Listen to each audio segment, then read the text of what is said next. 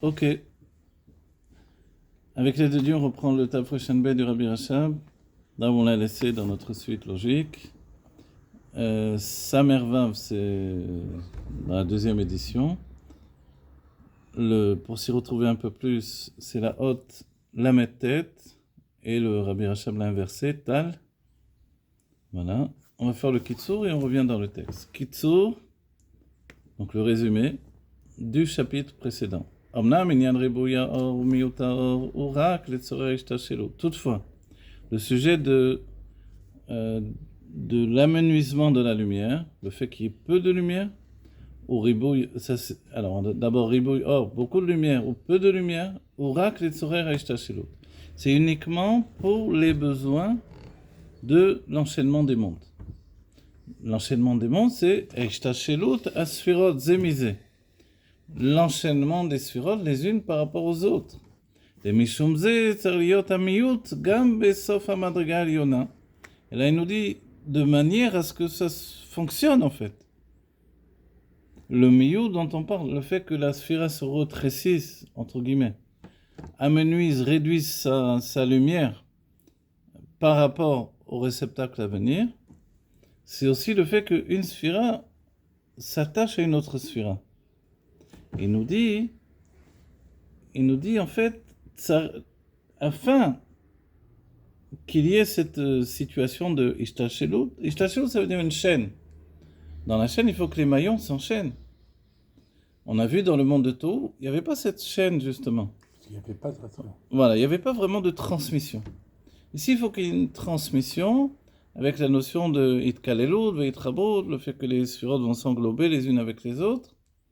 Alors, de manière à parvenir à ça, il faut qu'il y ait le miyut également, c'est-à-dire que la sphira supérieure entraîne en elle-même une réduction, si on peut dire, du degré de sa puissance, besof amadregaliona, dans le degré inférieur du niveau supérieur, c'est-à-dire de la sphira supérieure.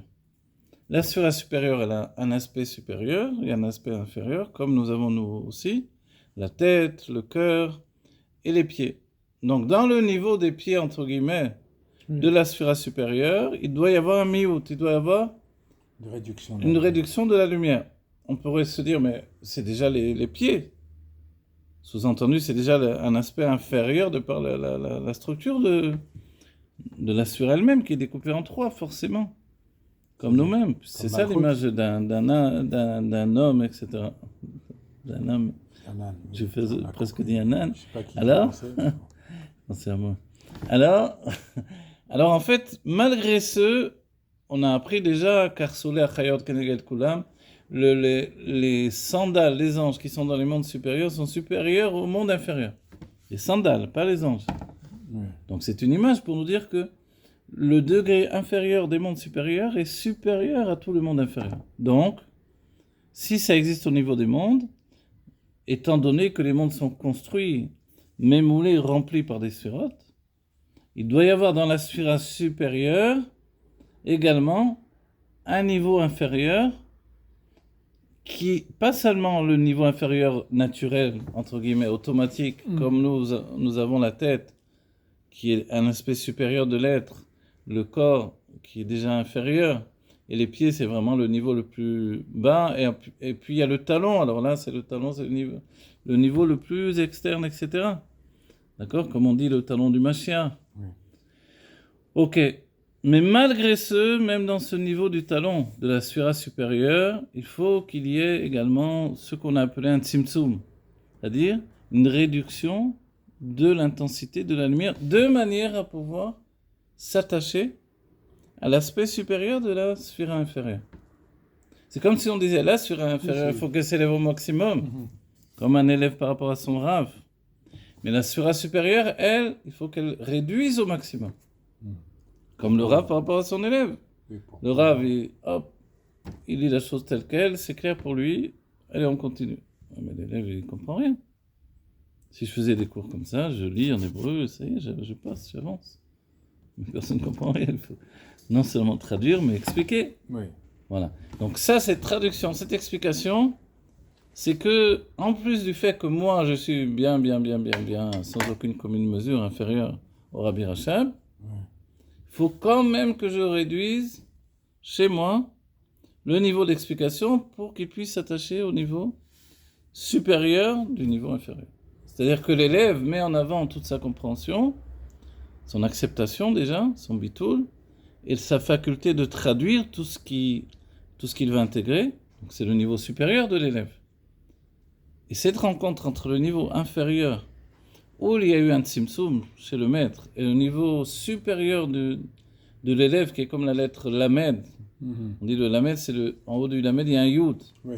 Le yud, il s'élève au maximum. C'est une tour qui vole dans le ciel, on dira. C'est même mes voix rapportées dans ma série de Shabbat. Alors, donc cette fusion entre deux niveaux, elle ne se fait pas de manière automatique. C'est ça ce qu'il veut nous dire le Rabbi Rachab.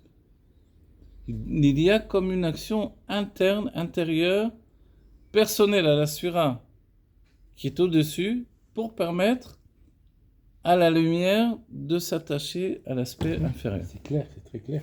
Voilà, j'espère que c'est clair. Non, c'est très très clair. Mais on pourrait comparer ça à la malchoute. Oui, alors, on n'a pas dit de Sphira, je n'ai pas dit moi-même de Sphira, parce que pour l'instant, il n'a pas parlé de Sphira, il va tout de suite donner des Sphirot, voilà, il va le rapporter lui-même. Dechenu bechokma ou bina, ainsi, c'est dans la chokma et la bina. Donc effectivement, la chokma, elle est supérieure à la bina. Oui. Donc on comprend bien que chez la chokma, il doit y avoir un tzimtzum, une réduction de la lumière de la bina, de la chokma, pardon, pour permettre à la bina de recevoir cette lumière et ensuite de reconstituer les éléments pour retrouver l'intensité de base de la chokma. Dans l'idée qu'on a vu, tout ce qu'on a vu, une idée, voilà, j'ai dit une idée, donc une idée dans la chokma, c'est tout. Il y a tout dedans dans l'idée. Mais dans la bina, c'est comme on dit, c'est du charabia. Excuse-moi, j'ai rien compris. Si tu m'expliques pas, je vais pas comprendre. Oui, c'est-à-dire tu as un lot là, comme ça, c'est enfin.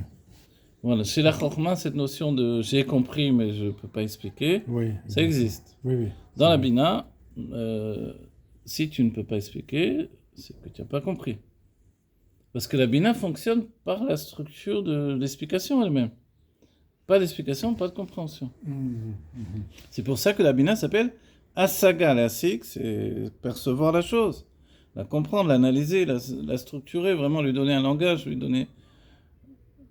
C'est faire ses preuves. La bina, c'est si c'était les mathématiques, on dirait la preuve des mathématiques, quoi. Quand on dit la science exacte, si on peut dire entre guillemets, il faudrait pouvoir prouver chaque chose. Alors la science n'est pas forcément exacte, évidemment.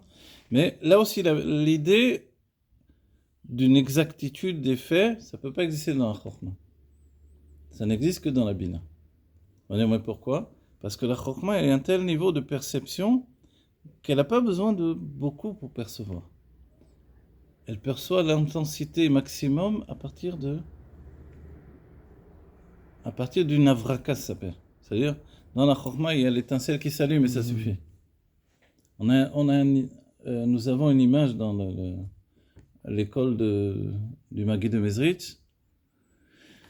Au moment où le Maguid de Mezritch commençait à peine son Mahamar, il y avait Rabbi Zusha qui était en crise d'épilepsie, il fallait le sortir immédiatement. Et bon, on pensait évidemment, s'il est déjà comme ça, Mitlaev, ne serait-ce que le début du Mahamar, il n'a rien expliqué, le Maguid de Mezritch. Et pourtant, Rabbi Zusha était complètement... D'entre tous les 120 élèves, lui, il fallait le sortir immédiatement. Mais, ensuite, on se rendait compte qu'il connaissait tout le Mahamar. Il dit, comment c'est possible ? Tu es parti tout de suite, immédiatement. Il a dit, mais cet état, en fait, où j'étais, c'est parce que j'ai reçu le Mahamar immédiatement. Ah, c'est beau ça. Voilà. Et ça, c'est un niveau de chokma. La chokma, elle saisit tout de suite l'ensemble de la chose. Oui, mais elle n'est pas détaillée. Elle n'est pas détaillée, elle n'est pas capable non plus de rester jusqu'au bout, elle n'est pas capable d'expliquer, d'expliciter. Mais il sait. Voilà. Donc ça veut dire, a priori, il n'est pas capable. D'ailleurs, Rabbi Zusha n'avait pas une école, n'a pas fondé une école comme son frère, comme les autres. Il était un tzaddik, mais il était un tzaddik immense en plus. Mais ce tzaddik immense, c'était pas forcément un chef d'école. parce qu'il n'y avait pas chez lui cette possibilité de structurer le dévoilement de Elokut qui était tellement élevé chez lui. Voilà, de divinité tellement élevée. Voilà. Donc alors, la passation entre Chokhmah et Bina, alors forcément, ça fonctionne avec cette situation-là. Ou Bina, Veza, et Bina. Et ça, qu'est-ce que c'est ça? On se rappelle, Zeranpin. Zeranpin, c'est Chesed, Gvura, Tiferet, Netzach, Od, Yesod, les Simidot. Veza ou Malchut, là également, Zeranpin avec la Malchut. Donc on voit que tous ces niveaux-là vont fonctionner avec le fait que la sphira supérieure va toujours limiter, se restructurer, se repositionner, se remettre en question par rapport à la sphira inférieure. Ou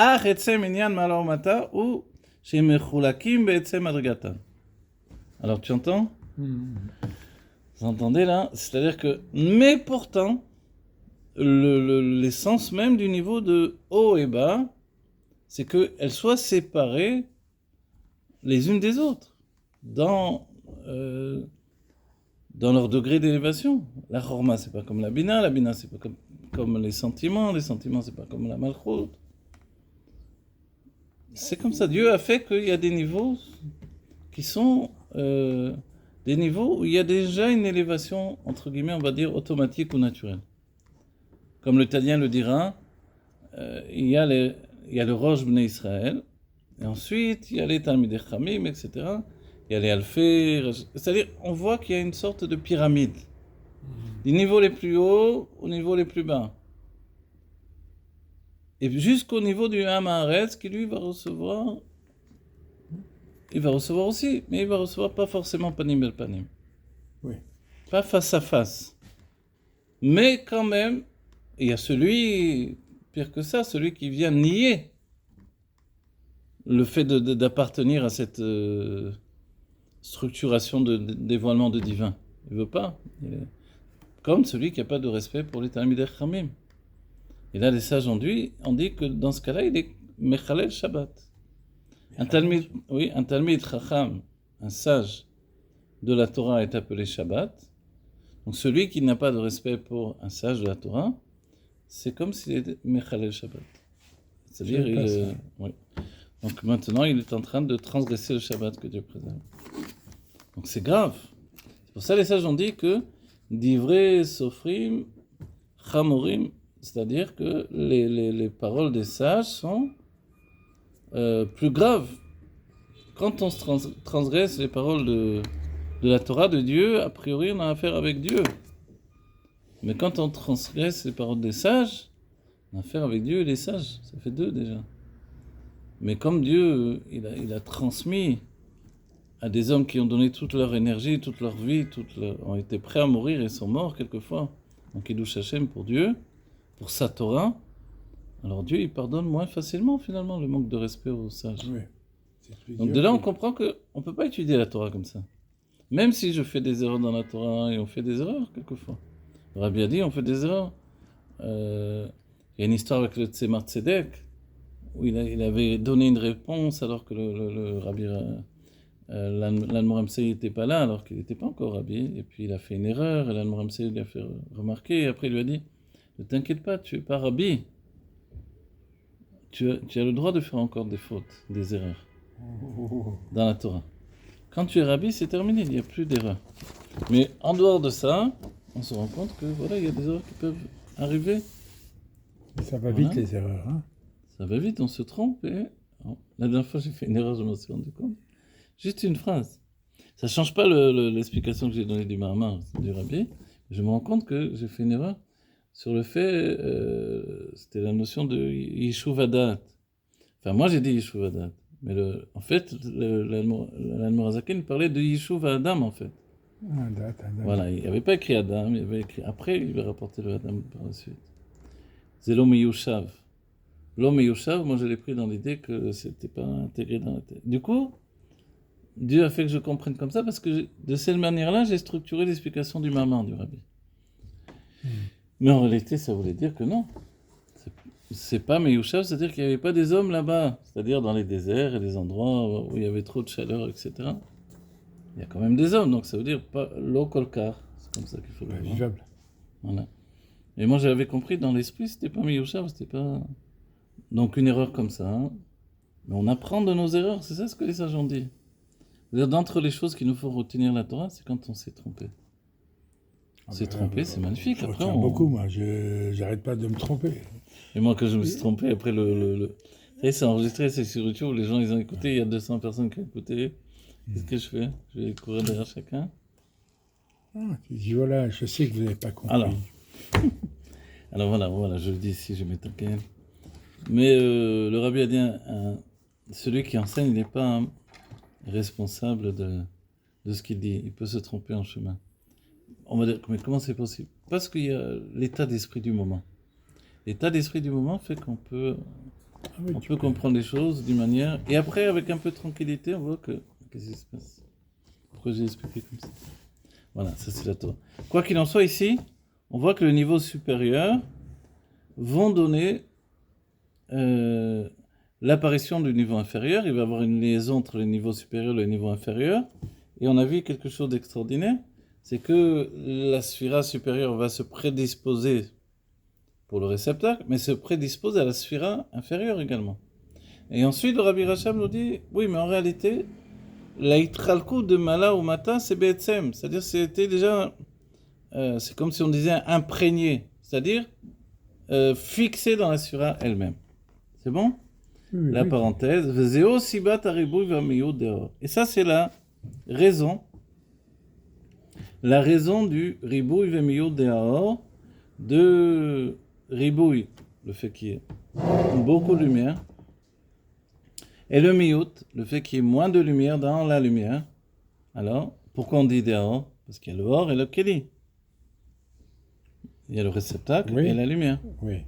Donc essentiellement, notre texte ici, pour l'instant, il a encore plus parlé de la lumière que du réceptacle. Pourquoi?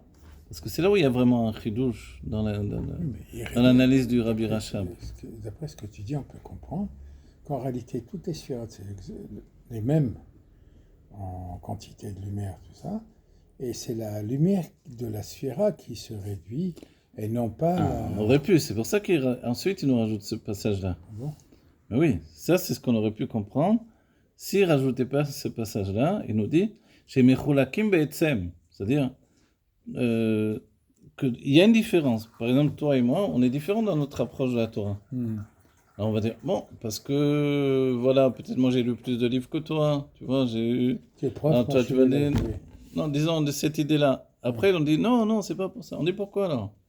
C'est parce que dans notre nature profonde, on est différent. Tu vois? C'est-à-dire que si tu avais lu tous les livres que j'ai lus, étudier, c'est plus beau que de dire que de lire, pourtant tu aurais un esprit différent du mien. Tu vois? Ah oui, tu comprends? L'ADN n'est pas le même. Voilà. Moi, si j'avais étudié les livres que tu avais étudiés toi, j'aurais pourtant un esprit différent du tien. Tu vois? C'est-à-dire que c'est Dieu qui a installé en nous un esprit différent. Et là, il nous dit, il y a une itralkout, c'est vrai.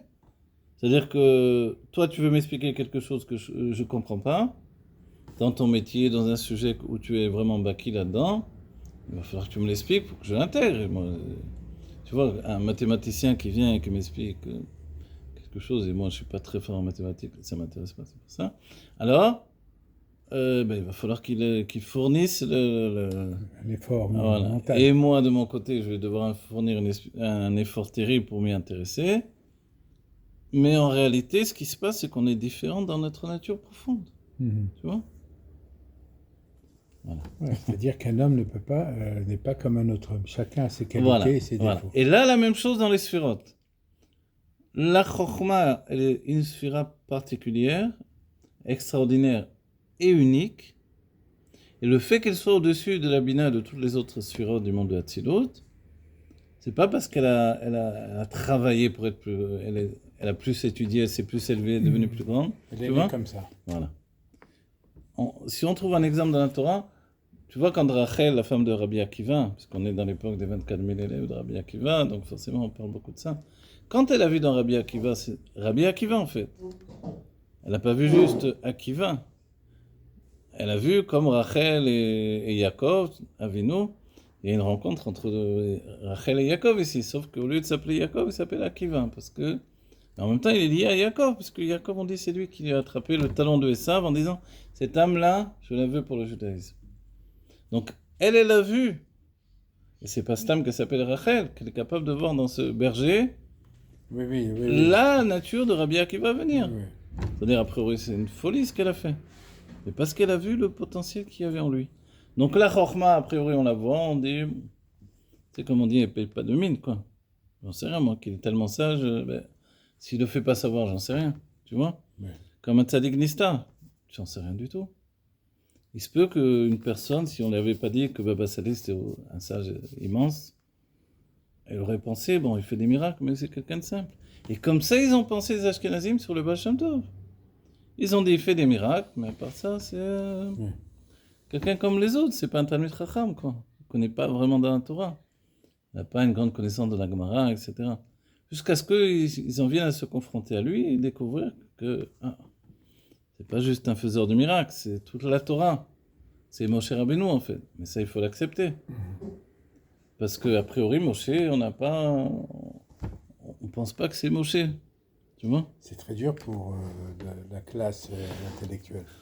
C'est très dur pour la classe intellectuelle de se... Dire qu'on Voilà. s'est planté. Bien, Exactement. Alors, si tu parles comme ça, c'est de... En fait, c'est comme de comment dire, reléguer. Voilà, les reléguer dans la classe ouvrière, tu sais, d'un coup. Oui, oh là là. Ils étaient... hop, tout à coup, on les met en arrière. Et en plus, quand le Baal Shem Tov a préféré les juifs simples, alors là, ça a cassé vraiment...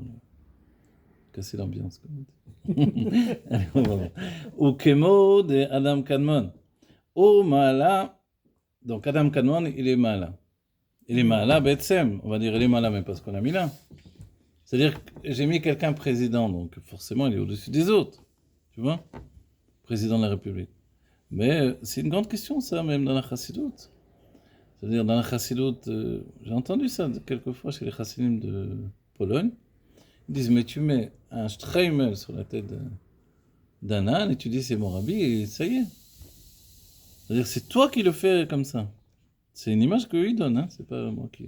Ils disent, quand il y a eu Gimel Tammuz, ils ont dit, mais pourquoi vous ne prenez pas à la place quelqu'un même qui est faible, mais au moins vous avez un rabbi. Voilà, un rabbi inférieur. Ouais, tu sais, Alors que le rabbi Rachel il a tellement repoussé sa nessiout parce qu'il a dit si je prends la nessiout, si je deviens un rabbi, je vais montrer que un rabbi c'est de la lumière, mais pas l'essence de la Torah.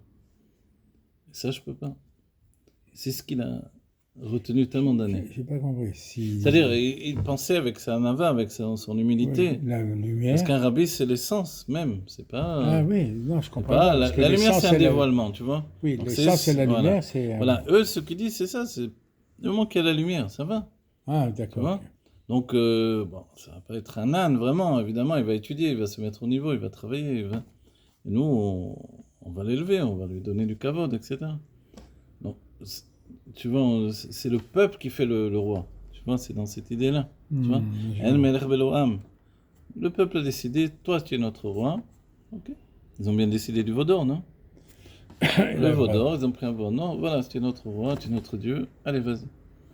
Si on est capable de faire ça, ça veut dire que, a priori, peu importe, pas besoin d'être Moshe Rabbeinu. Tu vois, c'est ça l'état d'esprit. Oui. Mais dans la Chassidut Rabat, qui continue la chercheret, justement, ou la Ishtachelut, des Nessiador, des princes de la génération, si c'est pas Moshe Rabbeinu, dans la descendance de David Améler, on n'en veut pas, qu'est-ce qu'on s'en fiche, tu vois. Donc on aurait pu chercher maintenant dans la famille du rabbi, disons, le rabbi il n'a pas d'enfant, ok, mais dans la famille du rabbi, on va chercher dans les alentours, il y a sûrement quelqu'un, un cousin, etc. On peut toujours trouver quelqu'un. Voilà. Il l'aurait dit. Voilà. Et on voit que non. Certains ont même pensé au Yoel Khan, pour te dire. Non. Pas Yoel Khan. Oui. Shem Tov. La Tov. guerre, c'était... Alors voilà, mais même le Rabbi Yoel Khan, il y en a certains qui ont proposé, etc. Donc ça veut dire, a priori, ok, il a une bonne mémoire, une bonne tête, il a écouté le Rabbi, un peu genre Yoshua, donc ça va, prenez-le. Pour ça, il a eu la tête à tourner. Mais non, ça ne fonctionne pas comme ça. C'est-à-dire que le Rabbi, c'est le Rabbi, c'est comme personne d'autre. C'est très simple pour moi, le rabbi des Juifs. Ok? D'accord? Tu sais, des Juifs, simplement. Tu as un testament à faire. Tu n'as rien dit sur le testament. Donc c'est pas toi, c'est tout. C'est ce qu'a dit le rabbi par rapport au rabbi Rayat. C'est tout. Le rabbi a dit, mais le rabbi Rayat ne m'a pas dit que je devais lui continuer. Pourquoi vous voulez tous que je sois votre rabbi? Il Le n'a pas hein. dit, mais quand le Oui, Rayat, il a tourné est- avec le cœur d'elle autour de lui, il a dit voilà comment on entoure un Sefer Torah. Voilà. Mais le rabbi, c'était l'idée, il n'a pas dit explicitement. Donc, ok, c'est vrai qu'on peut comprendre que c'est Beder Amimene, c'est-à-dire automatiquement on comprend très bien que ça lui revient, etc. Et tous les chassidim l'ont compris très bien. Et en Eretz Israël, il y avait beaucoup de chassidim à Tel Aviv à cette époque-là.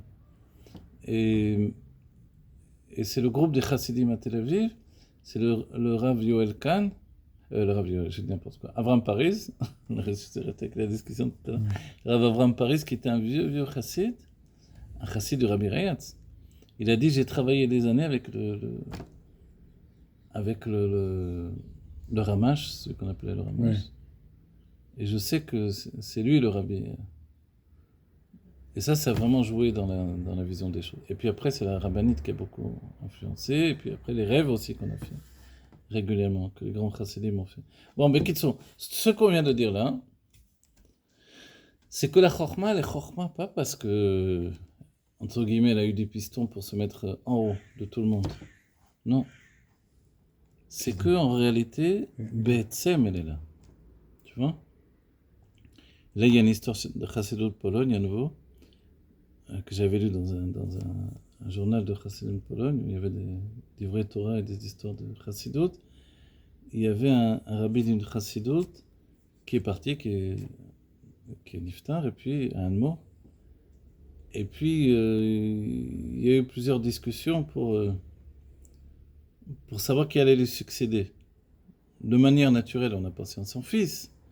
Mais les vieux chassidim objectaient dans l'idée que son fils, c'était pas une lumière. c'était pas le niveau de son père.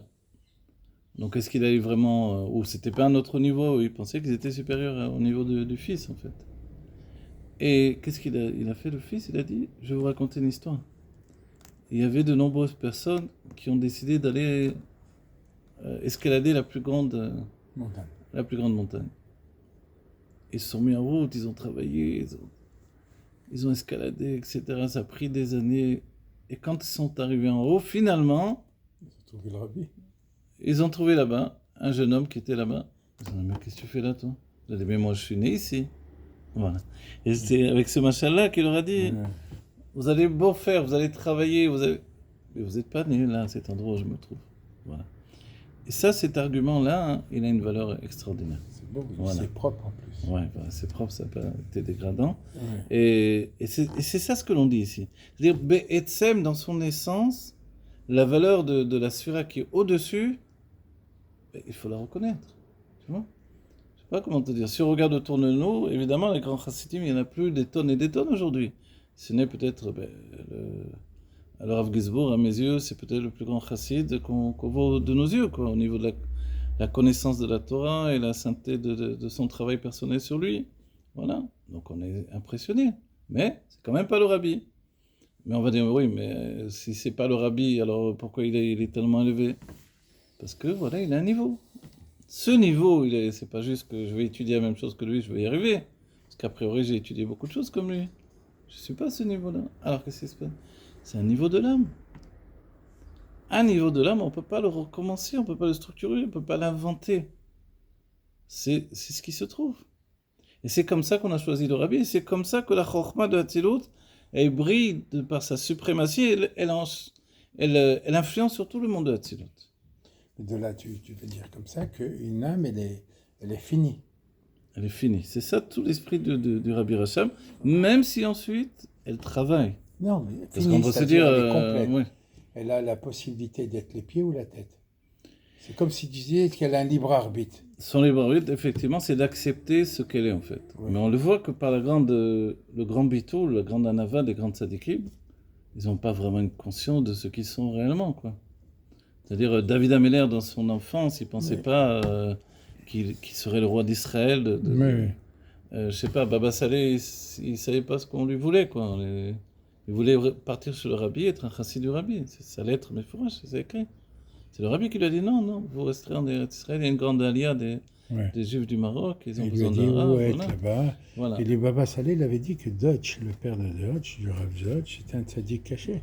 Ah oui? Oui, il a dit c'est un tzaddik Nitsa. Quand il est parti de ce monde. Ah oui. Le père, je parle. Ouais. Les autres, je ne connais pas. Donc en fait, personne n'a conscience. Comme le rabbi, d'un certain point de vue, le rabbi avant sa Nessiot, tout le temps il a refusé pendant 1 an. C'était flagrant qu'il n'avait pas il se disait, mais qu'est-ce qu'on me veut? Fichez-moi la paix, quoi. Qu'est-ce que vous voulez de moi? Je suis pas le rabbi. C'était comme ça pour lui, c'était clair et net, quoi. Mais c'est marrant, beaucoup de rabbins n'ont pas voulu le faire. Voilà, exactement. Et c'est toujours les chassidim qui ont dit, écoute, c'est comme ça. Voilà. Parce que la grande anava, c'est ce qui prédispose à cette situation-là. Ce que dira David Ameller, c'est « Shafel haïti beinai » car j'étais humble à mes propres yeux.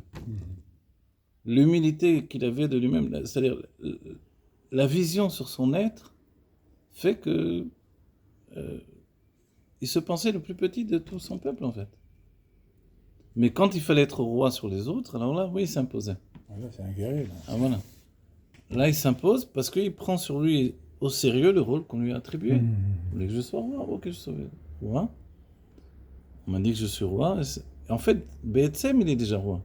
Comme le rabbi, c'était clair qu'il était déjà un rabbi et pas d'autres autour de lui. Une lettre que j'ai écrite au rabbi, ça enregistre. Ça enregistre? Une des lettres que j'ai écrite au rabbi, j'ai dit, mais pourquoi vous n'êtes pas roi? Comme ça, j'ai écrit, pourquoi vous n'êtes pas? Mais bien avant tout au début que j'étais dans Chabad. Ah ouais? Bien avant qu'on parle de Melech HaMashiach. Ouais, oulala. J'ai dit, je voyais des gens, les petites vieilles, ils disaient, le rabbi, très lourd, il a monté dans le ciel les gens, tu sais, des petites vieilles, comment ils parlent. Ils allaient voir le rabbi, tout ça, ils étaient plus impressionnés que les chassidim. Ouais, vous avez plus raison que les autres. Quoi. Alors, il dit comme Kemo, de Adam Kanmon ou Ma'ala. Adam Kanmon, il est le niveau supérieur de tout. Attends, j'ai vu dans un cours, tu dis que... Parce qu'il est l'essence de la lumière. D'accord, ok. C'est la tête, comment tu dis, c'est la tête? Adam Kanmon? Oui, la tête. Adam, ça veut dire l'homme. Oui. Kanmon, antérieur. Non, la tête. Oh, comment tu dis? Roche? Roche, par rapport à quoi? Par rapport à... Non, tu dis la tête là, où toujours un homme, il a la tête. Ah, Roche Bnei Israël, tu veux dire? Non. Ah oui, d'accord, je vois ce que tu dis. Un Roche Mégoulé. Mégoulé, voilà. Voilà, Mégoulé, ça veut dire dévoilé. La tête, elle n'est jamais couverte. Oui, voilà, c'est ça, j'ai cherché le nom. Voilà, de là, peut-être, on peut dire, même chez une femme, il n'y a pas de raison de cacher sa tête comme ils font les Arabes dernièrement, quoi. Alors que pendant des siècles, ils n'avaient pas fait ces trucs-là. Parce que la tête d'un homme, elle doit être dévoilée, homme comme femme. On dit qu'une femme, on prend sur ses cheveux, on prend sa oui, mais son visage est dévoilé, tu vois. Nous aussi, on se couvre la tête. Ouais, nous, les cheveux, pour qu'est-ce qu'il nous reste comme cheveux Alors, il doit se couvrir le visage avant une femme? Ben non, justement, c'est ça ce que je dis. Un homme ne doit pas un homme, en général, ça inclut l'homme et la femme, ne doit pas se couvrir le visage. Parce que la roche mégoulée, la tête, elle est dévoilée, elle est libérée. Mais qui se couvre la face? Les bicots? Oui, voilà ça. Vakol ou prinat evelim deak. Qu'est-ce que ça veut dire ça? D'Adam kanmon ou mala lioto prinat atzmuto. Vakol ou prinat evelim deak. Tout enregistre. On enregistre ce que tu as dit aussi, c'est pas super. Vakol ou prinat evelim de Adam kanmon. Et tout ça, c'est quoi Akol? Regarde, il a dit de Adam Kanmon ou Ma'ala. Adam Kanmon est au niveau supérieur de tout, voilà, oui. D'accord? Puisqu'il inclut tout à l'intérieur de lui. Lioto Prinat Atzmutao,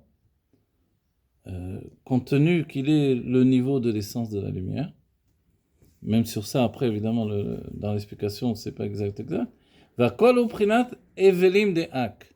Et en réalité, tout est dans le niveau de evelim de ak. Evelim, qu'est-ce que ça veut dire? C'est pas le prénom Evelim. Evel, au pluriel. Les serviteurs. Non, Evel, pas Eved, Ah, Evel, Evel. c'est comme le souffle. Ah, Tout est construit par le souffle Dieu. d'Adam Kadmon. Par exemple, on dit Olam HaKudim, quand on le compare à une flûte, c'est parce que toutes les sphérotes sont les unes en dessous des autres. C'est comme un seul cli avec 10 trous comme une flûte. On va dire, bon, mais ça ne suffit pas, pourquoi avoir choisi l'exemple d'une flûte? Il suffisait de dire, je sais pas moi, une corde, un maillon. Je comprends Ok, pas. alors on dit l'exemple de la flûte parce que c'est le souffle d'Adam Kadmon, depuis la paix et la bouche d'Adam Kadmon, qui s'est investi dans les mondes inférieurs et dans le niveau de Olam HaKudim. Tu vois? D'accord? J'espère que j'ai pas dit Nekudim. HaKudim, d'accord? La kol ou prinat evelim d'Adam Kadmon. C'est ça que ça veut dire. Tout est dans le niveau du souffle d'Adam Kadmon. Le souffle, c'est beaucoup. Mais Evel, c'est un souffle genre comme ça, une respiration. Ou les malam atzilut, atzmut akav, et au-dessus de atzilut, l'essence du cave, ou beatzilut et arat akav, mais à partir de atzilut, quand il dit l'essence ici, sous-entendu que avant atzilut, le cave est dévoilé, mégoulé, comme on a dit, dévoilé. À partir de atzilut, le Kav Ensof, la ligne de lumière infinie, va s'intérioriser dans la Malchut de Hatzilut. Alors, ou Behatzilut et Aratakav, chez Orak Metziut. Et à partir de Hatzilut, c'est plus l'essence même du Kav. Alors là, le mot l'essence, il prend une valeur entière Oui. dans la comparaison, tu vois. L'essence du Kav, c'est que Adam Kadmon, il est le premier vêtement qui habille le Kav Ensof. Donc ça confirme ce que tu as dit tout à l'heure en disant qu'une sphéra elle devait se contracter par le bas pour passer l'autre. Oui. Comme Dan, s'il reste dans sa force, il n'y a rien qui existe en dessous de lui. C'est vrai, mais là en même temps, si tu veux, on parle plus encore dans ce qui s'appelle Derer et Tlapshot. Les vêtements. Sous-entendu, pas seulement les sphérotes telles qu'elles sont les unes en dessous des autres, au Yemin, Smol, Vaemsa, à droite, à gauche, au milieu, en Ségol, au Ségolta, mais également comme le fait qu'elles s'habillent les unes à l'intérieur des autres. Et l'intérieur de tout, il y a le cave, la ligne de lumière infinie. Tu vois, comme on dit, Yaakov Revel Nachalato, il sort de notre tête un cordon ombilical qui fait les 613 mitzvot. Donc c'est comme une corde de 613 liens qui se rattache à la source de vitalité. Tu vois? De notre âme telle qu'elle est dans les mondes divins. Chacun avec le niveau de son âme, soit dans le Gan Eden de Asiya, Yetzira ou Bria. Tu vois? Et de ce fait-là, notre vitalité dans le travail de Torah et Mitzvot est renforcée par cette ligne de lumière qui jaillit de nous, qui est à l'image du Kav Ensof, en fait, mais au-dedans de nous. Donc à cette image-là, il y a le Kav Ensof, et il y a une structure comme l'image, entre guillemets, d'un homme, mais il n'y a pas d'homme. Mais le simple fait qu'on appelle Adam, c'est qu'il a une structure de roche mégoulée, et puis la structure du corps qui, lui, s'investit dans les mondes. Tu vois? Et donc, cette notion-là, où il est au premier accès, il est en premier accès au Kav Ensof, à la ligne de lumière infinie, alors il est dans l'état de l'essence, si on peut dire. Tu vois? L'essence de la lumière du Kav brille dans Adam Kadmon. Et comme les premiers mondes, qui sont les mondes de, on va dire, Akudim, il y a d'autres mondes, mais enfin, on n'en parle pas trop dans la Chassidut pour pas compliquer les choses, seulement quand on veut des détails. Akudim et Nekudim, le monde qui devient Olam HaTohu, ces mondes-là sont encore inclus dans l'essence du Kav, l'essence de la lumière. Mais dès que la lumière va se pénétrer, s'habiller dans la Chokhmah de Hatzilut pour la première fois, où il y a un équilibre parfait entre la lumière et le réceptacle, le Kav est totalement intériorisé. Il y a un exemple dans notre vie. Notre vie, quand on a fait Tchouva, si on est Baal Tchouva, on connaît ce sujet-là. On a fait Tchouva, au début, il y a des horotes, il y a des trucs, tout est merveilleux, tout est magnifique. Oui, oh là là, tu as vu ce qui m'est arrivé, tu as vu... Toute chose, on est Mitpael, on est émerveillé de tout. Okay. Et après, les miracles ont disparu, le quotidien prend le dessus, le travail s'intensifie, les efforts s'intensifient. Qu'est-ce qui s'est passé? En fait, la lumière a pénétré au-dedans de nous. C'est presque si on disait au début, on sort du corps, tellement on est dans les makifim, ça s'appelle dans la chassidut, tu vois. Voilà, et voilà, l'émerveillement est intense, etc. Et après, non, on devient beaucoup plus réfléchi, etc. Et où sont les lumières du début, là, que tu avais? Elles sont maintenant en réalité intériorisées. C'est-à-dire de Keter, on est passé au date. C'est ça. Le date, c'est l'introduction du Keter au-dedans de nous. C'est pas que le Keter a disparu avec son ta'anoug, avec sa volonté extraordinaire, son plaisir et sa volonté extraordinaire. Ta'anoug veratson. Non, c'est que tout est introduit maintenant par le biais du date. Donc maintenant, c'est un travail intérieur. Donc, je suis plus en train de sortir de mon corps, en train de voir des miracles de partout, etc. Alors, mais j'ai construit quelque chose maintenant. La lumière est dans la maison. C'est pas juste la lumière, elle est à l'extérieur sans arrêt. Et à l'intérieur, il n'y a pas grand-chose en réalité. Ça y est, mais la lumière est... Enfin, la lumière a pénétré à l'intérieur de la maison. Elle éclaire l'intérieur. C'est pour ça qu'extérieurement, on voit beaucoup moins d'éclat de cette lumière. והכל ובחינת הבלים דעה ולמעלה מהצילות, עצמות הקו והצילות, הערת הקו שהוא רק מציאות, וכן בחוכמה ובינה ינסית על החוכמה אל הבינה, חוכמה בעצם למעלה מהשגה. חוכמה dans son essence, elle est au-delà de la perception. Et miyota yediya, bien qu'elle est dans un niveau de yediya, de connaissance, lo kemo keter chez les malams prinat yediya, pas comme le keter qui lui est totalement au-dessus de la connaissance. La connaissance de la science, de l'évaluation intellectuelle. La chorma, oui, elle est une connaissance. Le keter, pas du tout. Le keter, c'est comme tu dirais dans notre vie, l'exemple de Rav Gizbour, c'est de dire que le keter, c'est comme l'inconscient. Tandis que la chorma, c'est déjà la conscience. Et la conscience intellectuelle, en fait. Tu vois? C'est l'homme qui pense. Ok. Lo kemo keter c'est למעלה מבחינת ידיעה, מאיר בה עם היותה ידיעה dans la chokma, bien qu'elle est dans un niveau de connaissance, puisque l'intelligence est là. מאיר בה האור אינסוף כמו שהוא למעלה מהשגה. En fait, dans la chokma brille le or אינסוף, la lumière infinie, telle qu'elle se trouve au-dessus de la perception. C'est-à-dire, le vrai visage de Chokma, c'est pas l'intelligence. On va dire, ah bon, mais c'est quoi Chokma? Quand je traduis Chokma, je traduis intelligence. Oui, mais cette intelligence-là, en vérité, c'est pas une intelligence comme on la conçoit à partir de la Bina. Nous connaissons l'intelligence dans la Bina. Comme on l'a dit, une intelligence qui s'explique, qui fait prévaloir ses qualités, ses connaissances. Et voilà. Parce que l'autre, c'est du rêve, simplement. L'autre, c'est vrai, c'est un peu comme un grand rêveur, un rêveur, donc la contemplation. C'est la nature profonde de l'homme, on est profondément comme ça. C'est pour ça que quand on a donné aux hommes des écrans, ils sont braqués dessus, quoi. Du grand écran, au moyen écran, au petit écran. Parce qu'il y a une nature de contemplation, donc on est comme capturé.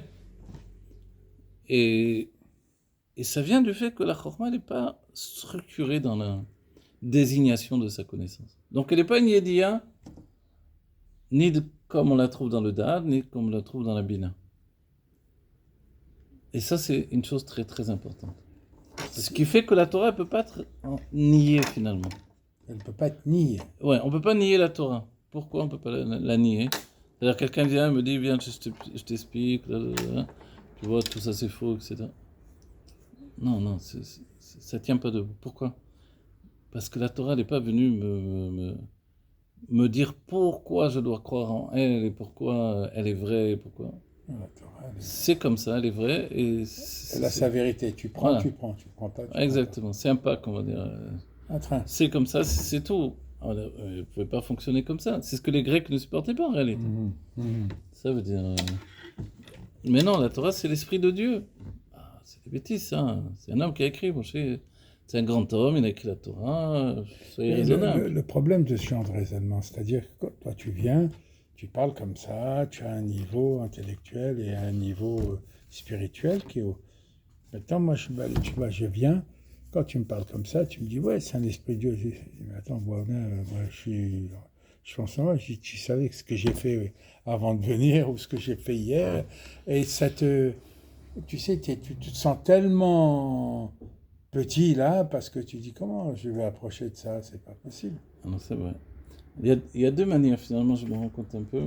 Les sages du temps de la Mishnah, on va dire les Tanaïm, même les Amoraïm, mais encore plus les Tanaïm, il y avait une grande idée de se préparer à la Torah, se mettre au niveau de la pureté de la Torah, comme la yeshiva de Rabban Gamiel, où ne rentrait que celui qui était à l'intérieur comme à l'extérieur. Et les sages ont dit, mais comment on peut savoir?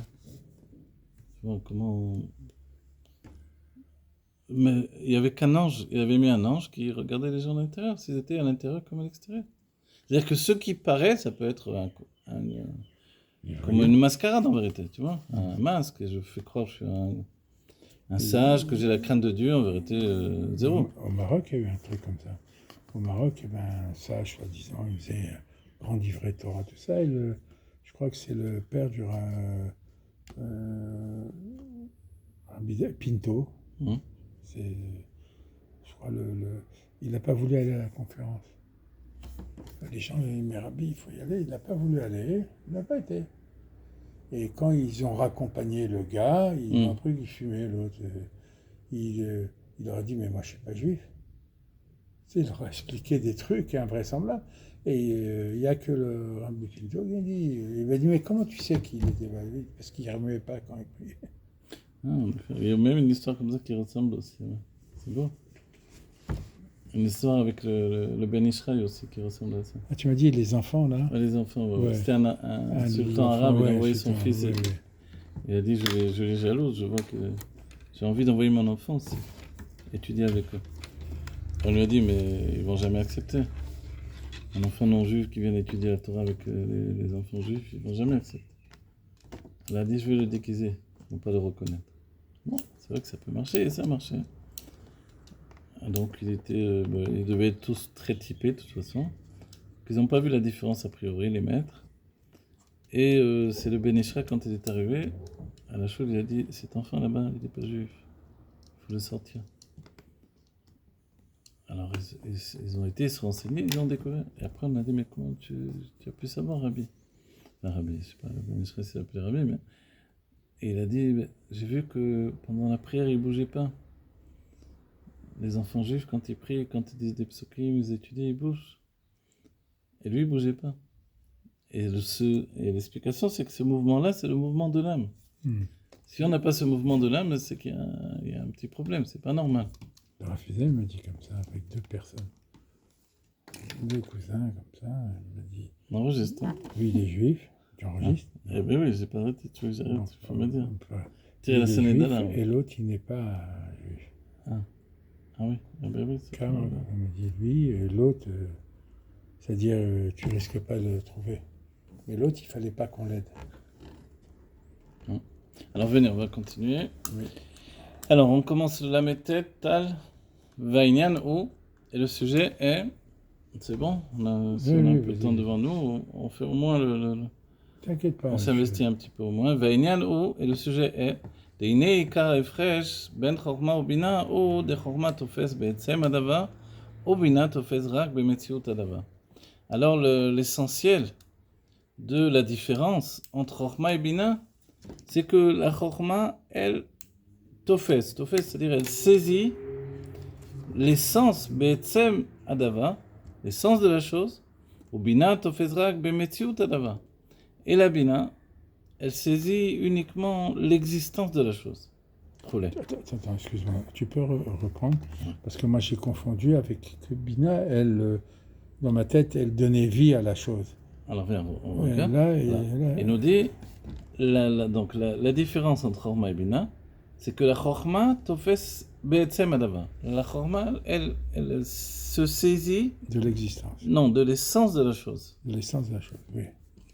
Et la Bina, elle ne saisit que be'metziut adava, que de l'existence de la chose. La Bina se saisit de l'existence de la chose. Par exemple, on dit, dans la connaissance de Dieu, il Reiyat Hamaut, la vision de la nature profonde de Dieu, ça c'est la Chorma, ce qui va être dans la Géoula établi. Et par contre, pendant le temps de l'exil, ce qui prime, c'est Shmiyat Ouais, ce que tu écoutes. Ametziou, le fait d'entendre l'existence de Dieu. Hmm. On entend parler de l'existence de Dieu, mais on n'en a Bon, pas forcément une preuve on peut te poser une question visible. comme ça. Tu dis, si la Chorma, elle attrape l'existence, Non, l'essence. l'essence de Dieu, donc elle-même, elle a une bina pour reconnaître. Ce qu'on a dit, c'est que la Chorma, elle ne fonctionne pas par la reconnaissance des choses. Mais- Elle fonctionne par une intuition profonde. Ce qu'on appellera le Chaya dans le niveau de l'âme. Chaya, c'est un niveau de Roi Kodesh. Donc c'est l'Esprit Saint qui nous saisit, qui fait qu'on reconnaît. C'est-à-dire que si nous-mêmes, on ne vient pas se saboter par trop d'esprit, trop de connaissances vulgaires, on va dire, extérieures à la Torah, alors on mène naturellement, de par notre âme, on place une sorte de sentiment de perception des uns et des autres, pas uniquement par l'intellect. Pas Oui, uniquement, par c'est-à-dire je l'intuition, saisis par une personne, je pourrais voir si elle est bien, pas bien, si elle est honnête, si elle est... uniquement par le fait que je ressens la personne, Mhm. et pas par le fait qu'elle ait besoin de faire ses preuves devant moi, etc. Mhm. Faire ses preuves et établir mes qualités, ça c'est dans la bina. Dans la chokma, non, c'est ressentir immédiatement la personne. Ah, d'accord, oui, d'accord. Et pour la chokma, on va dire, tous les juifs sont à même de recevoir l'expression de mon amour, on va dire. Mhm. C'est ça l'amour de... L'Aftal et Racha Kamocha, c'est dans la chokma en vérité. Dans la bina, c'est, attention, il y a aussi des voyous, il y a aussi des gens qui ne sont pas honnêtes. On va dire, ouais, mais alors la chorma, elle est en danger dans ce cas-là. Non, la chorma, elle n'est pas en danger parce qu'il y a tellement un sentiment naturel, entre guillemets, c'est pas le mot qui convient, mais automatique, qui est raffiné, que immédiatement elle ressent les personnes. Et puis elle a tant de bienveillance que c'est elle qui imprime son amour sur les autres, plus que les autres peut-être méritent pas cet amour-là à nos yeux. Oui. Et pourtant, voilà, comme on a vu le rabbi qui exprimait tellement son amour sur chacun, quoi. Mais comme tu dis, mais tu sais pas ce qu'ils ont fait, les gens. Tu vois?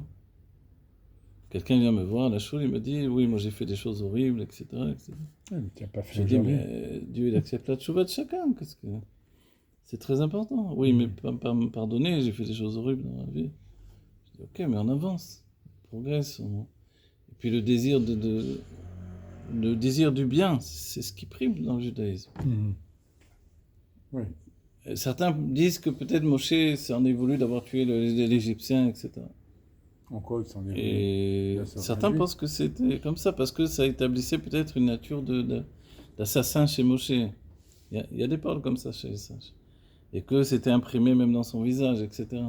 Même le Baal Shem Tov parle de ça. Et certains dans le peuple juif le suspectaient Moshe par rapport à ça. Quand il s'est séparé de Tzipora, ils ont dit, ah, peut-être il a trouvé une autre femme. Parce qu'a priori, il a pu avoir accès à toutes les femmes, c'est Moshe Rabbeinu. Ouais. Donc cet esprit-là, qui tournait autour de la personnalité de Moshe, fait que dans la Torah, il y a tellement d'éloges de Moshe. Dire, ça va. Que Dieu vienne défendre Moshe autant que ça. De dire qu'il est l'homme le plus humble de tous, quoi. Pourquoi tu viens de dire ça dans sa Torah? C'est Moshe qui a écrit, mais c'est Dieu qui l'oblige à écrire ça. Parce que il faut que vous le sachiez, parce que sinon vous ne pouvez pas le comprendre, cet être-là. Oui. Hein?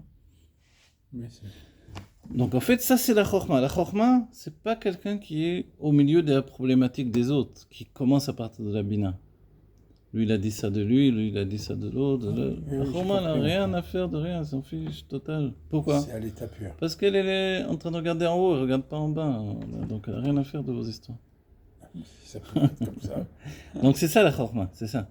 D'accord. La chorma, c'est ce qu'on dit, il a tellement de plaisir, c'est la notion du Tanya, quand il nous exprime le plaisir de Elokut, de divin, qui est tellement présent dans la chorma, que forcément j'ai pas envie de ce plaisir de ce monde.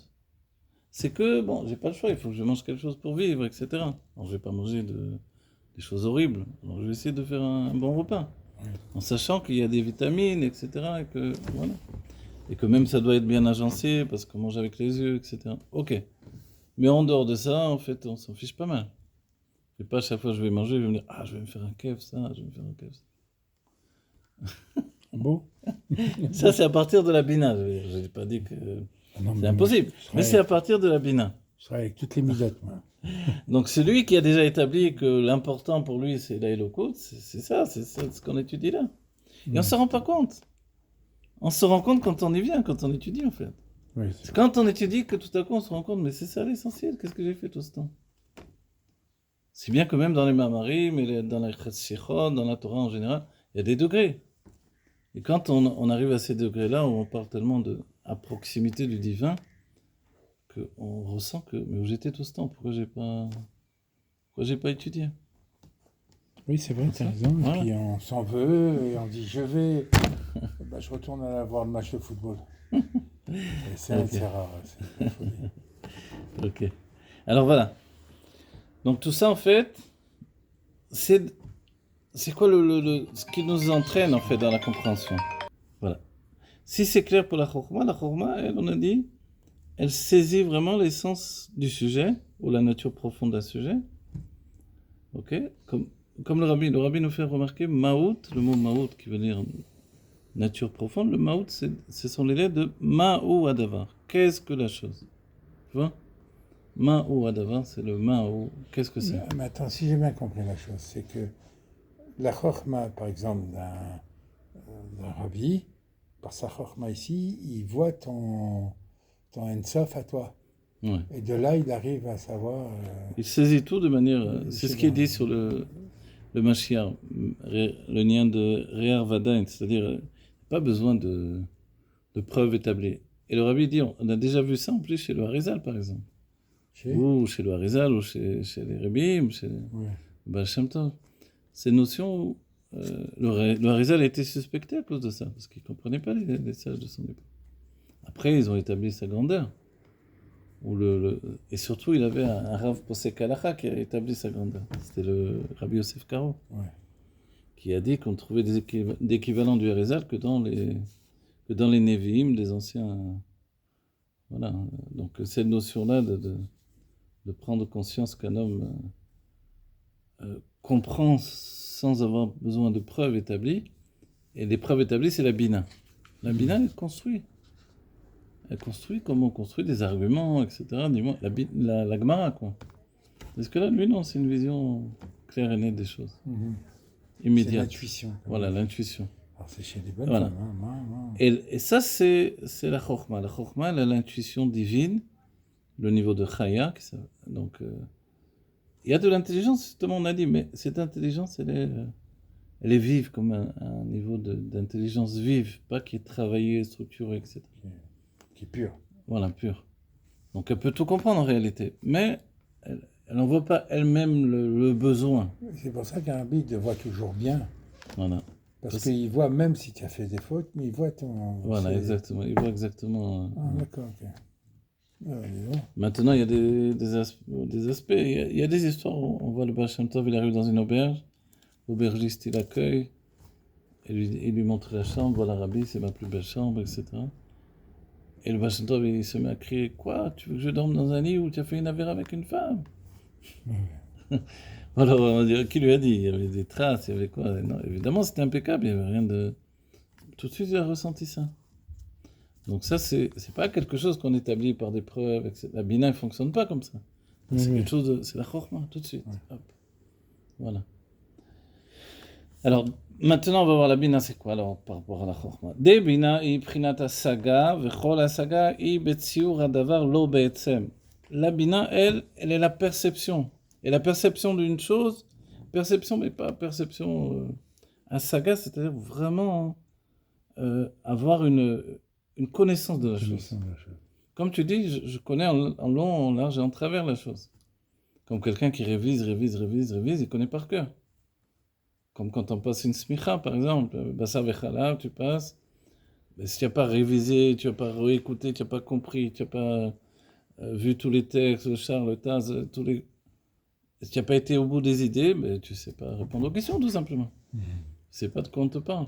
Tu ne sais pas, dans un cas précis, qu'est-ce qu'il faut faire. Et ainsi de suite, dans Tahara, et ainsi de suite, dans tous les niveaux de... Ça, c'est la Bina. Mais c'est quoi la Chorma?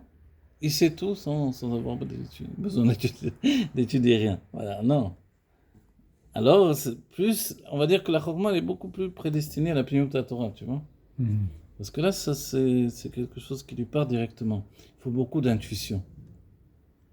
Il faut une intuition qui fait que les choses viennent à toi dans une compréhension générale d'abord. Ça aussi, c'est une autre définition. Générale et dans le détail. Bon, on va voir. Ici, en tout cas, il nous dit, la Bina, non, elle a vraiment une asaga de la chose. C'est-à-dire que la Bina peut te faire un doctorat sur le truc, c'est ça la Bina. Un exposé, etc., va tout expliquer, te fait un cours, et pas qu'un, et deux, et trois, et quatre. C'est comme tu dis, des niveaux pour des grands médecins, professeur ça, le professeur, tac, il sait ce qu'il y a, Voilà, oui. il soigne. Qu'un autre, il va faire un tas de mes trucs, tout ça, mais lui, il attaque la chose, il a... Alors, il y a une image qui est donnée aussi, les rabbins, il rapporte le fait que il y a si tu parles des médecins, ou même des sages en général, et dans la Gemara on parle de ça, il y a des sages qui ont une connaissance générale. Ouais. Il y en a d'autres qui se sont spécialisés, tu vois. Alors, en réalité, là, la Bina, c'est beaucoup plus le spécialiste, tu vois. Elle connaît parfaitement son sujet. Tu vois, comme on dit, par exemple, Rabbin, on a vu dans Metzora, Rabbin, il était spécialiste du sujet de la Tahara du Metzora. Donc, quand s'est posé la question dans le Gan Eden à Elion, la machloket entre Dieu et les sages de la Metifta Eliona, là-bas de la Yeshiva des sages, c'était quoi la question? On dit que, en fait, dans la Tahara, dans la plaie, il y a la plaie qui est comme creusée, par exemple, sur le bras, et puis de la plaie de l'intérieur sort un poil blanc, ce qui établit l'impureté. Et les sages viennent à discuter, de dire, mais si le poil est apparu avant la plaie, c'est apparu d'abord le poil blanc, ensuite la plaie qui se met en place. Ah, alors est-ce que c'est pur ou impur? Alors les sages de la Metifta Eliona, ils ont dit, c'est impur, de la même manière, puisque ça revient au même finalement. Et Dieu, en se basant sur la Torah, il a dit non, c'est pur.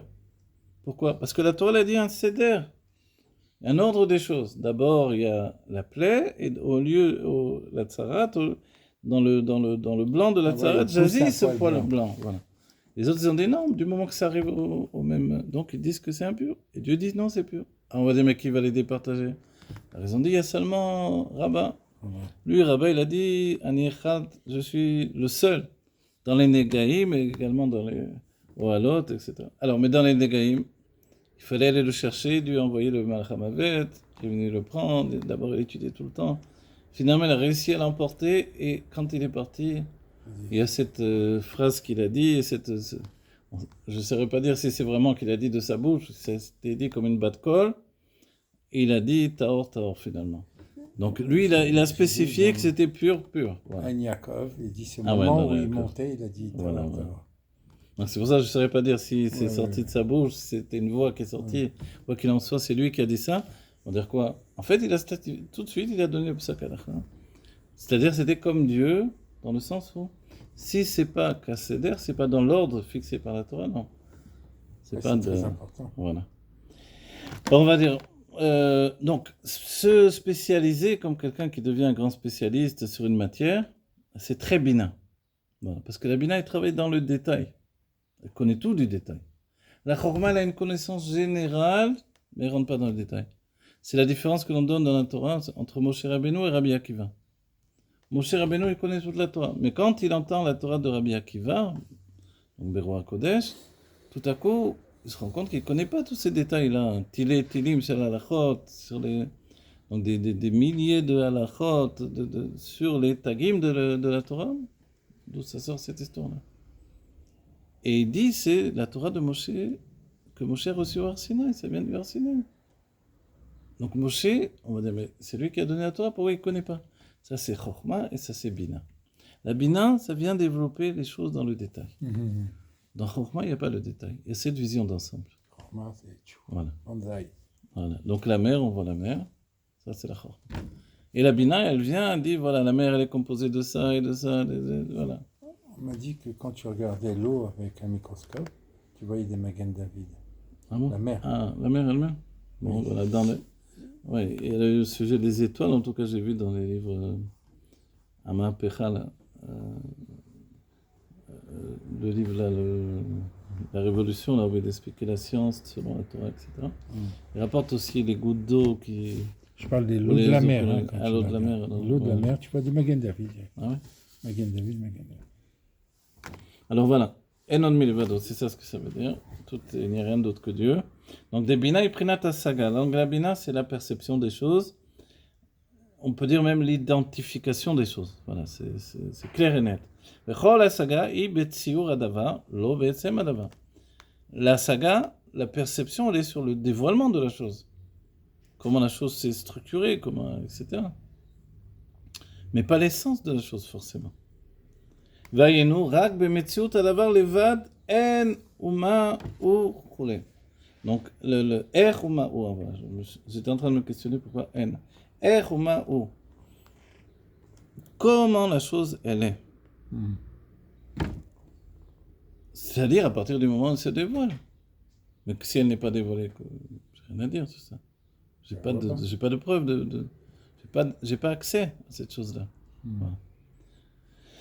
וזהו שהשגה תופסת בשישה קצוות של הדבר המושג, et c'est le fait que la saga, donc la perception de percevoir vraiment la chose, תופסת, ça saisit dans les shisha ksavot. Les shisha ksavot sont les 6 extrémités, comme on dit, les 6 extrémités des sentiments, chez la davar moussag, de la chose qui est perçue, dechol davar sheu pashut she'en bo ksavot, mais toute chose qui est simple, qui n'a pas, entre guillemets, d'extrémité, c'est-à-dire qu'il n'y a rien qui sort, c'est pas shoot, comme une effluve, comme ayenu, sheu beprinat haeder hametziut, c'est-à-dire que il n'existe pas, quelque chose qui est comme dans un manque d'existence, et no nitfas be'asaga. On ne peut pas le saisir dans la perception. Ki asaga tofesed rak bemiksa be'aksavot shel ha'inyan hamusag shezeo tziur hadavar. Parce que la perception d'une chose, ce n'est de percevoir la chose que dans les ksavot, comme dans les extrémités d'une chose.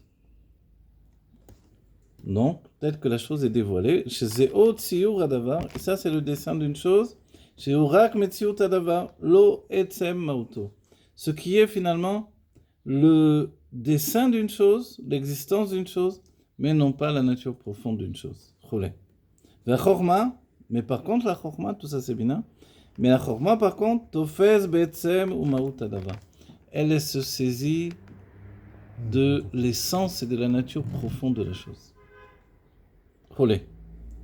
C'est pour ça ce que l'on appelle les mochin de Abba.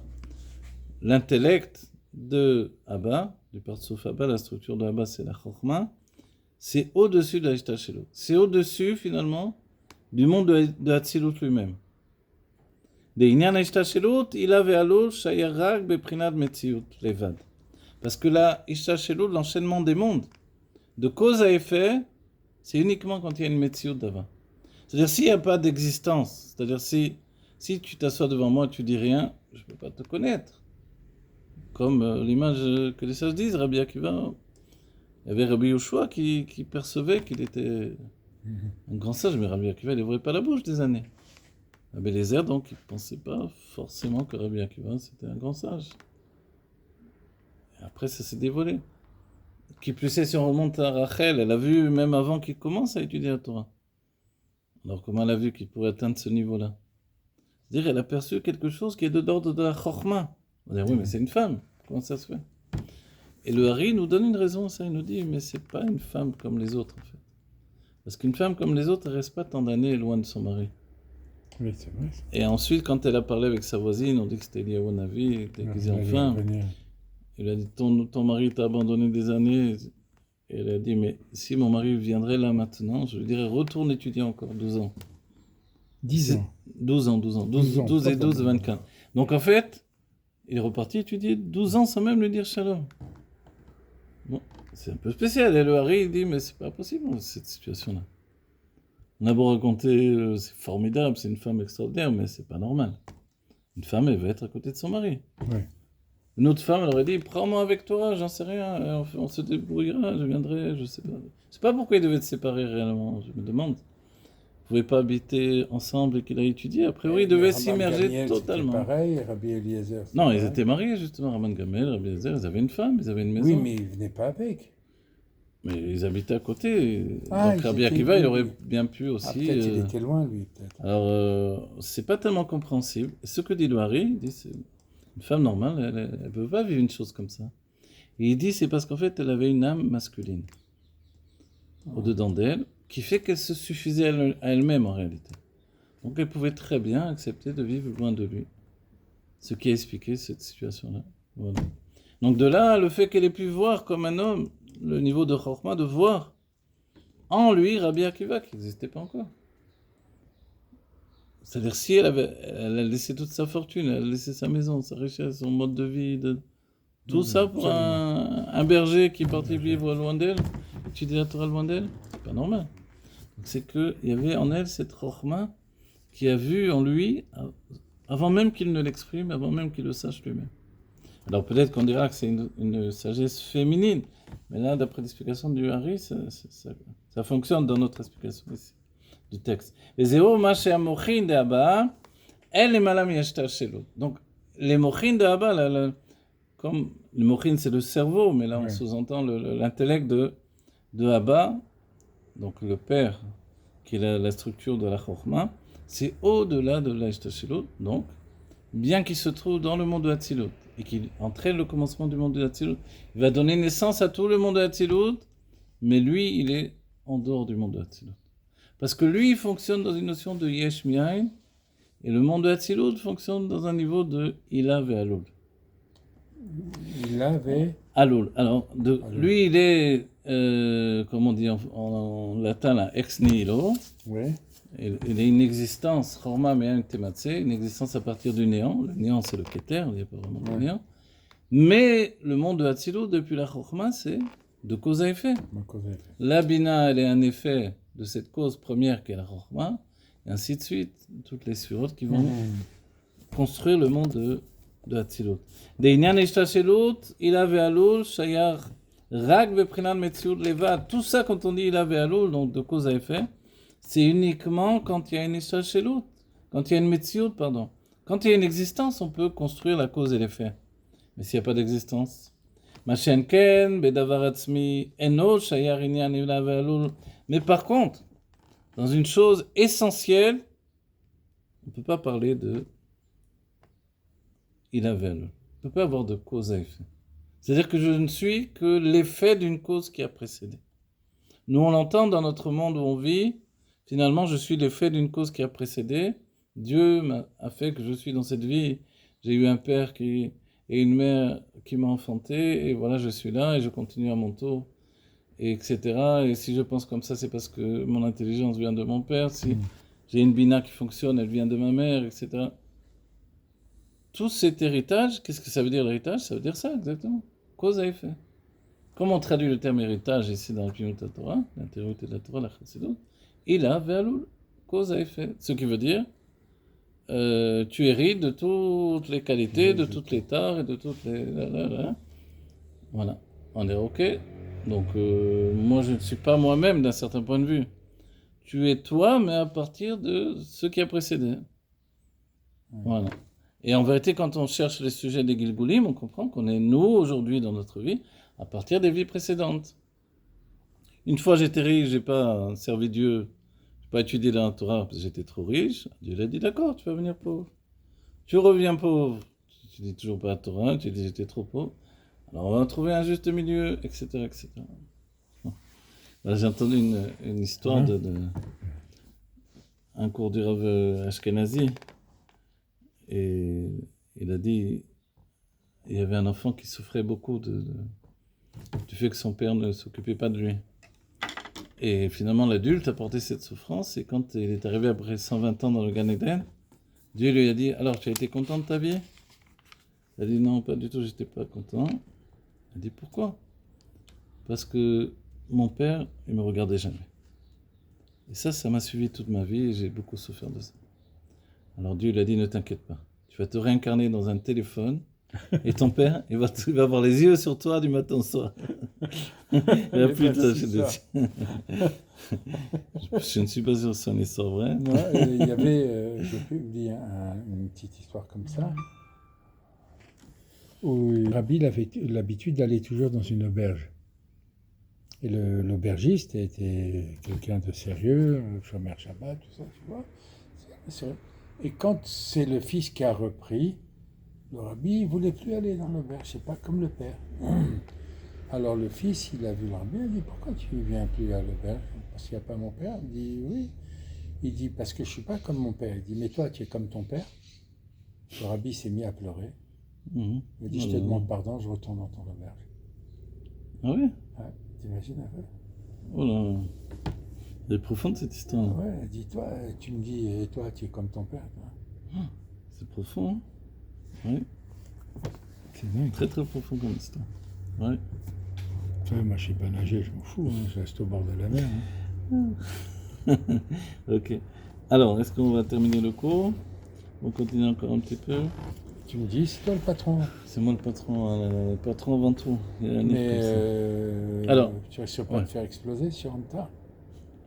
Non. Ah bon, ça va. Alors, juste, on va essayer de trouver un mot de la fin pour. Mais quoi qu'il en soit, on a dit l'essentiel. L'essentiel, c'est cette notion-là de différence entre Chorma et Bina. Pour nous exprimer comment le Be'etzem, en fait, dans l'essence même de la Chorma, il y a un niveau de Mala. La Chorma est supérieure à la Bina, de par sa nature. C'est pas que la Chorma a travaillé sur elle pour être comme ça. C'est-à-dire que si moi je travaille autant que le Rabbi, je vais devenir le Rabbi. Ben non, désolé. Hein? Tu peux essayer de faire tout ce qu'il faisait le Rabbi, mais je crois pas que tu vas y arriver. Pourquoi? C'est là où les sages ont dit, on te demande pas d'être Moshe Rabbeinu. On te demande d'être toi-même. Et c'est ça ce qui est important. C'est-à-dire que non, je peux pas être Moshe Rabbeinu. Okay. Tu connais l'histoire du Mekoubal qui a été voir le Rabbi Arayat? Non. Il lui a dit, quand j'étudie la Kabbalah, j'ai envie de pommes. Ah. Ouais, alors, il dit, mais fais tel télim. Il dit, mais Rabbi, je suis Mekoubal, je connais les télim. Il dit, non, maintenant tu peux faire. Ah. Tu comprends? Il dit, tu t'as... Maintenant que c'est... voilà, maintenant, c'est moi, je te donne la force de faire. Donc, tu vois, c'est un niveau très haut et pourtant, il a besoin du Rabbi. C'est beau en même temps. Les pommes, c'est... Ouais, les pommes, c'est... Quoi, les pommes? C'est beau. Le Rabbi Rayat, Shabbat, il fallait qu'il ait sa compote de pommes. Ah bon? Ouais. Quelqu'un a dit au Rabbi, mais le Rabbi Rayat, il aimait la compote de pommes. Il a dit, tu crois le Rabbi Rayat, il aimait la compote de pommes? Non, Shabbat, d'après la Kabbalah, c'est lié au Echal Tapuchin Kadishin. Certains qui pensent que le jardin des pommes saintes, etc. Certains qui pensent que le fruit de la connaissance était un pommier. Voilà. Il n'y a pas beaucoup qui disent comme ça. C'est pas ça, le fruit de la connaissance, c'est pas un pommier. C'est de la dame haute. Je te dis la boucha, la figue. Ah, voilà. Ah oui, la figue. Oui. Bon, on marque ce qu'ils veulent, nous on boit et on mange. Bon, voilà, allez, on va dire de manière générale ce qu'on a vu, c'est ça ce qui est important. C'est cette notion de Chorma et Bina qui nous établissent de manière vraiment établie. Je me répète, mais c'est vraiment ce qui donne à comprendre. C'est-à-dire, d'autres sphérones ne donnent pas à comprendre autant que ça le point de différence entre l'élévation de la Chorma comme un état personnel à la Chorma, sans établir dans la Chorma un travail pour s'élever dans ce niveau-là. Voilà. Et d'un autre côté, on comprend bien que la Chorma qui va descendre de niveau pour transmettre à la Bina, ça va être vraiment un travail, quoi, vers la Metziut, vers la représentation d'elle-même, si on peut dire. Comme dans le couple où la femme ne laisse pas trop tranquille le mari, lui, pourrait venir s'installer, vivre à la va comme je te pose, c'est pas faire du tout, pas tellement communiquer en fait. C'est la femme qui l'oblige à communiquer, qui lui tire les vers du nez, si on peut dire. Et ça, tirer les vers du nez, entre guillemets, cette image-là prendre la chorma et lui arracher, en fait, son secret, c'est pas facile. C'est-à-dire que quand entre amis, par exemple, dans une hitvadut, on se met à parler vraiment du profond du cœur, c'est pas facile. Il y a des gens qui parlent tout le temps comme ça, blablabla. Mais celui qui est pas habitué à ça, qui est pas... Il parle pas. Une certaine sniout, en fait, dans la chorma, naturelle. Les femmes ont plus naturellement la faculté d'exprimer leurs sentiments, et ce qu'elles vivent, et ce qu'elles traversent, etc. Et c'est la bina. Mais même si les hommes parlent, il y a beaucoup d'hommes qui parlent. Mais est-ce qu'ils parlent de lui-même? Ils parlent beaucoup moins d'eux-mêmes. Il parle des autres, mais c'est dur. Voilà, ils parlent des autres. Exactement. Bon, allez, peut-être on va s'arrêter là. Qu'on soit zoché de l'Engalou de Rabbi Meir HaMashiach, Teref Mian Mamash. Ce qui est important, c'est qu'on a repris le Taf Resh Bet. Voilà, on se remet sur pied. Évidemment, il y a tellement de choses à étudier qu'on a toujours envie d'étudier les fêtes, les parachutes, etc. Mais là, peut-être, voilà, ce qui est spécifique à notre démarche et qui fait la valeur finalement de notre étude, c'est le fait qu'on étudie quelque chose que peu d'autres étudient et le fait que le Rabbi a dit que cette Torah-là, elle apporte la Géoula. Amen. Parce que c'est déjà la Torah de la Géoula. Voilà. Vite, vite, qu'on ait l'établissement de la Chorma dans notre vie, dévoilement de la Chorma, la Torah Chadasha Metitetse de Dieu, cette Chorma tellement profonde et la Chorma du Mashiach, Melech HaMashiach, les autres.